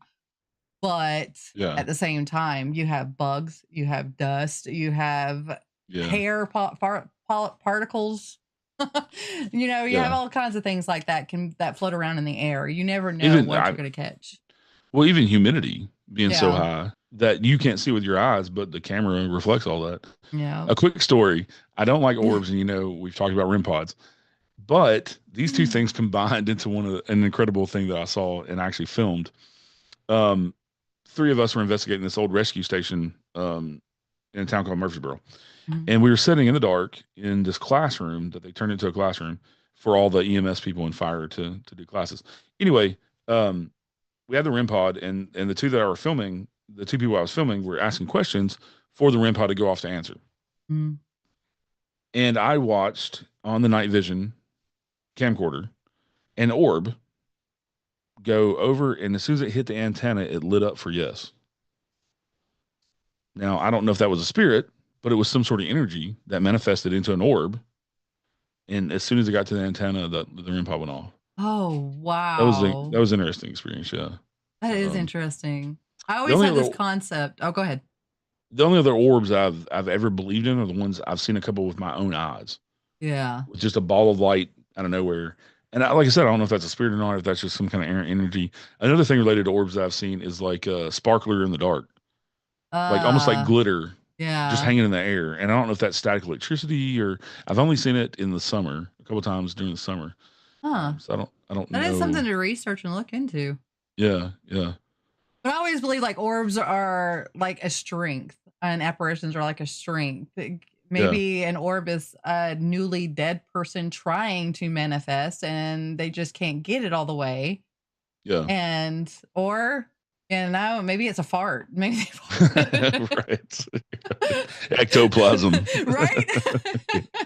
My biggest thing with orbs is, especially the ones, because I know there's plenty of people who've seen them with their own eyes. Yeah. Like I said, I've seen them a couple of times with my own eyes. I don't know if there's a spirit or not. That's what I'm telling you. I don't know. Yeah. It could be. I don't know. Yeah. And the one's not come up and slap me in the face and said, yeah, my name was George. Like, yes. I don't know. Yeah. Well, Eric, thank you so much for being here. Stick around for a little bit. Shauna, thank you for having me. Everybody, if you want to see or talk to Eric Freeman Sims about anything, you can find him on Facebook at Eric Freeman Sims. You can find the Night House, like he said. Go and ask. Go ahead. The Unseen Paranormal Podcast is available on any podcatcher, Spotify, Apple, anywhere you listen to music, you'll find the Unseen Paranormal Podcast. There's 170 episodes with various guests, so check it out as well. And I'm coming back in March. Good deal, because I did see where you said you were going to end the show, and I was like, and then I got the response from my audience wanting to tar and feather me, and so I said, okay, all right, we're going to come back with a slightly different format, and I'm only going to put out 2 shows a month, so every other week. My show is only audio. I only do audio like a radio show. So cool deal. It's even available on YouTube. A lot of people like to turn it on in the background while they're working. Yeah, that's how I do it. I like to turn it on in the background, but I know there's a lot of people that do like to watch videos, so that's why I do the live with the video on there, so we can see the facial expressions and stuff. So awesome. I'm glad to hear that you're coming back with it, because I look forward to hearing those. I was listening to some of your podcasts right before the show, so I look forward to that. But thank you again for being on. I really appreciate it. You guys, if you have any questions for him, again, go find him. He's very friendly, very nice guy. Next week, I'm going to have AJ on. I'll explain more about it in my events planner. You can go to exploringtheparanormalperspective.com and look through the events. You can see all the upcoming shows that I got coming up in the future. Until next time, stay free, stay safe. Always do unto others as you would have them do unto you. And I will see you guys later. Bye, y'all.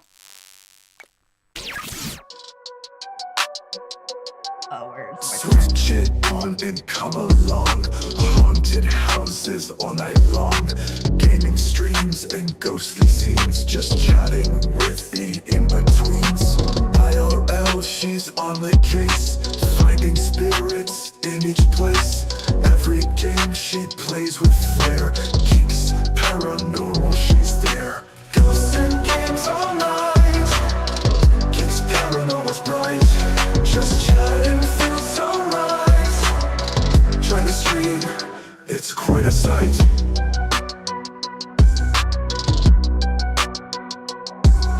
From the haunted house she flies, gaining worlds under the skies. Chat and laugh, let's have a blast. Geeks paranormal here at last.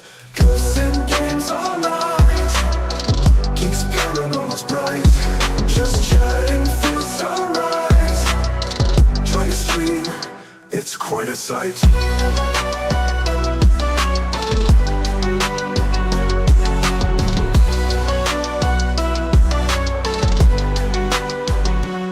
From the haunted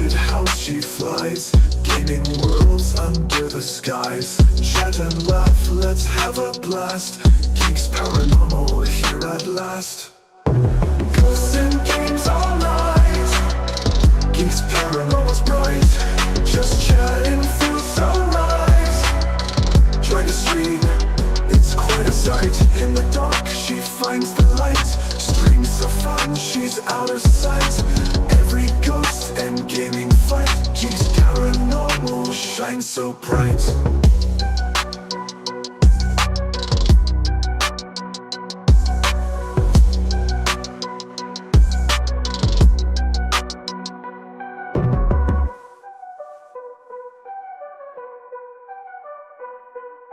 In the dark, she finds the light.